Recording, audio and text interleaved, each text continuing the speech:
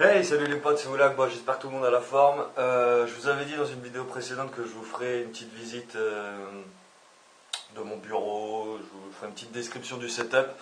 C'est parti, bienvenue à la Casa del Oulak. Vous fiez pas trop au bordel.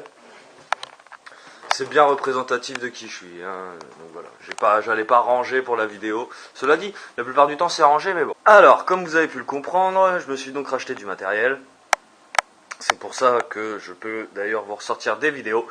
On va commencer on va commencer par tout ce qui est nouveau. Donc vous avez ce fameux PC, enfin ce fameux boîtier, donc Helios Prophecy. Je vous ferai la description donc de tout ce qu'il y a dedans.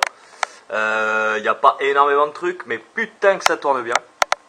Donc après, vous avez donc un écran LED Samsung 24 pouces qui top confort. Franchement top confort, étant donné qu'en plus de ça, avant je jouais là-dessus, donc 17 pouces VGA.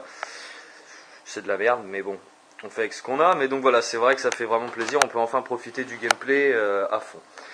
Un clavier, donc j'avais le Cyborg, attendez, on va aller voir ça là-bas. C'était le V5, et on est passé et au V7. Donc on connaît ce système un peu gadget là, pour changer et configurer la couleur à votre guise. C'est-à-dire que si je fais ça, ouais voilà, bon. Alors ça reste assez gadget, je suis d'accord. Mais par contre, au niveau du temps de réponse, c'est génial. Vous avez un petit revêtement métallique sur les touches les plus utilisées. Et 12 macros, donc moi c'est surtout pour ça que je l'ai acheté, qui sont bien pratiques lorsqu'on fait du montage ou pour tout simplement créer des raccourcis. Franchement de la qualité, vous avez un câble d'alimentation qui est énorme avec deux sorties USB derrière. Pour alimenter également tout ça, hein, voilà, vous pouvez venir brancher le casque, etc. Une console de jeu, oui, je me suis acheté là une Xbox, merci à mon cousin d'ailleurs. Je me suis donc acheté ça là, une petite 360 il y a 2-3 jours, qui est actuellement donc branchée sur la télévision. Hop, voilà, je me décale un peu sur la télévision, et télévision qui est également branchée à mon ancienne config. Donc voilà. Je vais vous faire donc le tour je vais vous ouvrir le boîtier puis on va voir un petit peu ensemble ce qu'il y a à l'intérieur.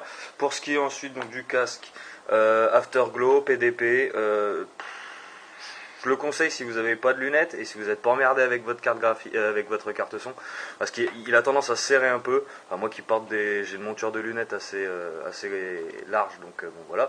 Mais au niveau de la qualité sonore et du micro, franchement il est top. Il est top. Le seul problème c'est ce fameux branchement à la con en USB et en jack, sachant que l'USB ne fait pas que l'alimenter, mais vous donne également le son Windows, je crois. Enfin bref. Donc c'est un peu la merde. Petite particularité de ce boîtier, vous pouvez venir fixer mettre un disque dur directement, hein, en SATA. Donc ça reste assez pratique. Vous avez également ces fameux filtres qui sont extrêmement pratiques à enlever pour le nettoyage. C'est tout con, mais il fallait y penser. Donc voilà les amis, j'ouvre donc la bête et je vous montre ce qu'il y a à l'intérieur. Alors, pour ce qui est de l'intérieur, on va commencer par le processeur. Donc le processeur, je suis désolé, le focus, je suis obligé de le faire à la main. Désolé si ça bouge un peu, voilà. Donc processeur Intel, donc c'est un Core i7, 4770K, 3.50 MHz. Le Ventirad Noctua. Alors tout ce qui est en fait, si vous voulez, tout ce qui est de cette configuration, tout ça m'a été fait et recommandé par Alpha Plémo. On va l'appeler Plémo, hein, maintenant vous commencez à le connaître. Donc un grand merci une fois de plus à lui. Donc en Ventirad Noctua, en barrette de RAM c'est des Corsair, les Vengeance, on est à 16 Go, à 1800 MHz. Donc plus les fréquences sont hautes, mieux c'est. J'ai appris ça il n'y a pas longtemps, donc je vous transmets un petit peu de savoir si jamais vous ne le saviez pas. Carte mère, donc la carte mère je n'ai pas la référence sous les yeux, mais donc c'est une MSI.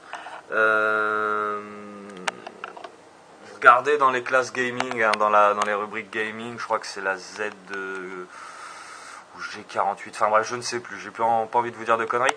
Ensuite, donc vous avez la carte graphique MSI, la GTX 770, une 2 Go. Je suis très satisfait du travail qu'elle fournit. Ensuite, on a donc un disque dur, je ne vous verrai pas très bien, ce petit disque dur, donc un SSD de 250 Go, voilà, un disque dur d'1 Tera, et en dessous, un autre disque dur, je crois, de 500 Go, que j'avais déjà par le passé. Le tout, donc, hyper bien ventilé, hein, vous avez 6 ventilateurs, donc, ici. Donc, également, vous avez tous les filtres, hein, vous pouvez voir là, c'est un petit peu toutes les... en nid d'abeille, si vous voulez. Il y a des filtres sur tous les ventilateurs et vous pouvez donc bien sûr les enlever et les nettoyer. Vous avez encore 2 ventilos sur le dessus et donc les deux de façade. Donc franchement tout ça est très bien refroidi et ça tourne impeccablement bien. Bon bah écoutez, je crois qu'on a fait le tour les potes. J'espère que cette vidéo vous aura plu. Je me suis cogné le genou, putain. Webcam, sinon je vous avais peut-être pas dit, c'est une Microsoft, c'est de la merde. Home Cinema 5.1. Donc voilà, et puis bah écoutez, on a fait le tour, hein. On a fait le tour. Sur ce, soyez sages mais pas trop. On se dit à très vite. Peace, ciao tout le monde.